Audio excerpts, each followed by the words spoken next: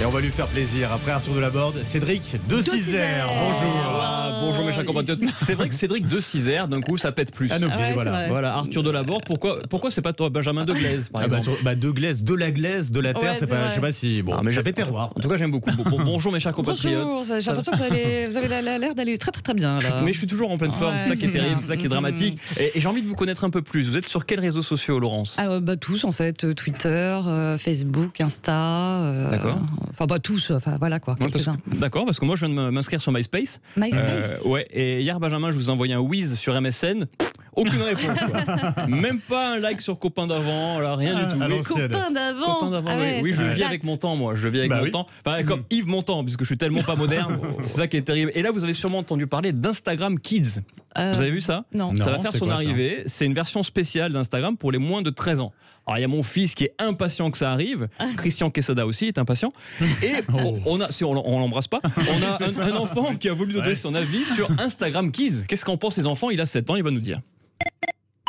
Salut Cédric, c'est Raphaël. Ça se passe frérot? Ça va mon Moi petit. j'en veux pas de leur Instagram Kids. Moi je veux mater de la cougar. D'ailleurs j'ai un message pour Laurence. Ah bah merci. Laurence, je te trouve vraiment séduisante. Avec une intelligence hors du commun. Et surtout, j'ai envie de te pécho. C'est la première fois que je me fais draguer par... Quel âge il a? Il a 7 ans. Ouais, non mais là ça va pas être possible. Mais il nous appelle toutes les semaines et il est très amoureux, il est très très moderne. Dans ça. Mais dans 11 ans, c'est bon. Non, c'est pas du tout, c'est un auditeur de Sud Radio. On a un auditeur Kids. Quel succès en tout cas, Laurence, bravo. Et si Instagram Kids, je veux que toutes les applications soient adaptées en version Kids. De toute façon, aujourd'hui à 7 ans, tous les enfants, ils ont un iPhone 12 Pro Max, 512 Go, couleur bleu sanguin, vous savez tous. Alors, on pourrait faire de nouvelles versions d'applications comme le Bon Coin Kids pour que les enfants puissent revendre leurs parents, par exemple. On pourrait faire, je sais pas, Blablacar Kids, où un enfant pourrait proposer d'emmener un copain sur son tricycle de la chambre jusqu'au salon en échange d'un Kinder Surprise. Ça peut être pas mal. C'est des bons concepts à déposer. Mais moi, j'ai tout déposé, ça y est. J'ai tout déposé.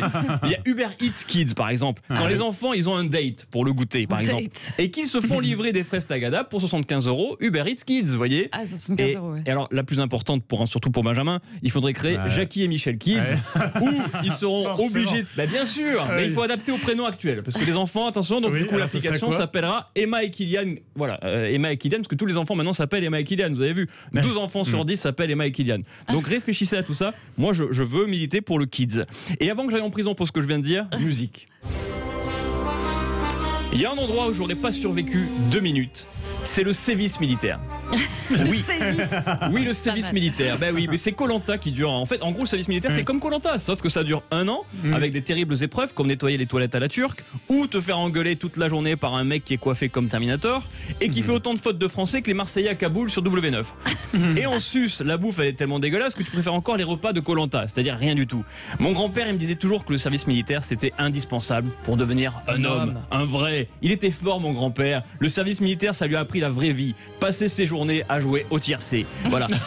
Oui, c'est ça la vraie vie, il paraît. D'ailleurs, c'est marrant, ceux qui jouent au PMU, ils sont aussi chargés que les chevaux. C'est ça qui est. C'est fou, pas le même produit. Mais attention, les auditeurs, ils vont pas. Enfin bon, bref. Ils sont habitués, c'est pas grave. Oui, on dit que le service militaire. On vous mettra en relation avec Jean-Paul Delperry qui nous faut les pronostics épiques sur Sud Radio et qui se trompe rarement. Et on lui posera la question si justement ceux qui pronostiquent ou ceux qui parient sur. Là, il est déjà devant le bar PMU qui rouvre dans 15 jours. Donc on peut pas, il est pas là avec nous, monsieur Delperry. C'est gratuit. On l'embrasse. Pendant qu'il n'est pas là en plus. Bien sûr, j'ai pas peur. Oui, forcément. J'ai pas peur de lui. Alors on dit que le service militaire, ça calmait les jeunes. On a un témoignage d'un ancien qui a fait son service militaire. Est-ce que vraiment ça a changé sa vie? On l'écoute. Bonjour, je suis Roger Bacoté. Alors j'ai fait mon service militaire au 69e régiment d'infanterie cantonné. Et je peux vous dire que ça m'a calmé. Avant le service militaire, moi je braquais des supermarchés, des postes et des banques. D'accord. Et grâce au service militaire, j'ai changé. Je braque plus que des banques. Oui, ça change tout, vous voyez, comme quoi. Dans le service militaire revient en version vegan, comme le steak de tofu. Ça ressemble à un steak, mais c'est pas du steak. Là, ça s'appelle le SNU. Vous avez peut-être parlé de ça dans l'émission. C'est le service national universel. 25 000 jeunes sont concernés avec 2 phases de 15 jours, un séjour de cohésion, et ensuite une mission d'intérêt général. Voilà, comme par exemple faire traverser une vieille dame dans la rue. Vous voyez, vous faites traverser la rue. Pourquoi vous montrez Laurence Garcia quand vous dites ça? Pas du tout. Déjà, vous avez traité de cougar, par exemple. il y a un gamin. Ah, bon, de il a 6 7 ans. ans. Il a 7 ans. Vous avez pris 15 ans de plus, là, Laurence. Non, vous inquiétez pas. Déprime. Elle vient d'avoir 29 ans, arrêtez avec tout ça. Non, une mission d'intérêt général, vous vous rendez compte? Moi, je fais tout le temps traverser les vieilles dames dans la rue pour être sûr qu'elles sont en sécurité quand je leur pique leur sac à main. C'est ça, j'aurais été sûre. Bien sûr, non, je plaisante, bien sûr que non, je prends simplement le manteau de Vison. Alors, à terme, le SNU sera obligatoire pour 800 000 jeunes. Et aujourd'hui, il y a quoi? Il y a la journée d'appel. Alors, la journée d'appel, vous avez fait la journée d'appel? Ah oui, ça je m'en souviens. La journée d'appel, ça dure une journée, mais c'est comme la météo, en ressenti, ça dure une année. Voilà. Quand tu vas à la journée d'appel, tu penses à prendre le camouflage, le combat rapproché et le maniement du bazooka? Pas du tout. Pas du tout. Finalement, tu passes ta journée à lire Télé 7 jours. Télé 7 jours. Télé 7 jours. Bah oui, il posait des questions hyper dures. Souvenez-vous, Benjamin, des questions hyper dures basées sur le Télé 7 jours. On regardait et il disait à quelle heure passent des chiffres et des lettres tous les jours à 16h30 sur France 3? Et alors tu réfléchissais, tu répondais tout de suite. Et il y en a qui prenaient un quart d'heure pour répondre. Et le pire, c'est que je voyais des mecs qui galéraient vraiment pour trouver cette réponse. Et il y avait des questions d'histoire aussi.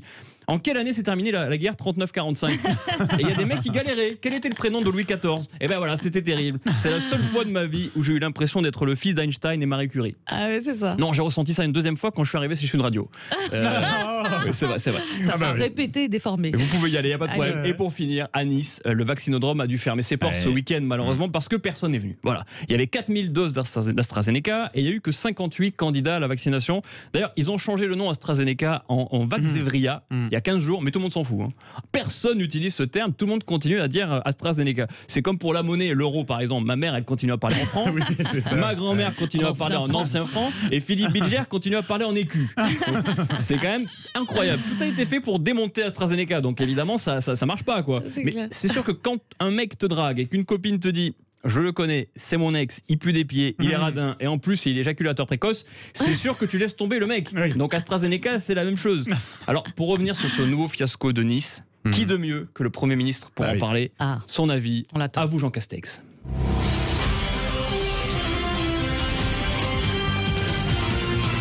Française, Français, oui. Le gouvernement vous confirme qu'à Nice, sur 4000 doses d'AstraZeneca, seuls 58 ont trouvé preneur. D'accord. D'ailleurs, c'est cocasse car 58, c'est aussi le nombre d'adhérents du Parti Socialiste. C'est vrai, il embrasse tous ses copains du Parti Socialiste. Et encore 58, je pense qu'il est large quand même, mais bon, on les embrasse, ils nous écoutent. C'est peut-être eux qui sont allés en fait. Peut-être. Si on n'a pas plus au Parti Socialiste qu'En Marche, dans la République En Marche. Peut-être. Je sais pas, faudrait que je vous demande. On va voir. On va notre spécialiste des chiffres, Félix Mathion, on lui posera la question. J'en parlerai demain. Voilà. Tous ces livres à réécouter en podcast. Bien sûr. Et puis merci le nouveau livre, parce qu'à chaque fois que vous venez J'ai faire toujours un livre. Et aujourd'hui, excusez-moi, c'est un bon pavé. C'est Barack, la terre promise. Alors, si vous voulez faire de la muscu, c'est pas mal. 800 pages. C'est un 8 kilos, 840 pages. 8 kilos, c'est très intéressant. Vous l'avez pas commencé, hein. Je vois que c'est même pas écorné là. Non, je l'ai pas commencé parce que je suis en train de lire. Exactement, je lis François Hollande, c'est 2 pages. François Hollande, le bilan de son truc, c'est François Hollande, c'est 2 pages. Et Sarkozy, c'est 5 pages. Bon, vous reviendrez pour nous faire les résumés de bouquins. La fiche de lecture dès demain matin. C'est ça. Et ben voilà. Allez, à demain. écoutez en podcast, bien sûr. Beaucoup. 8h40.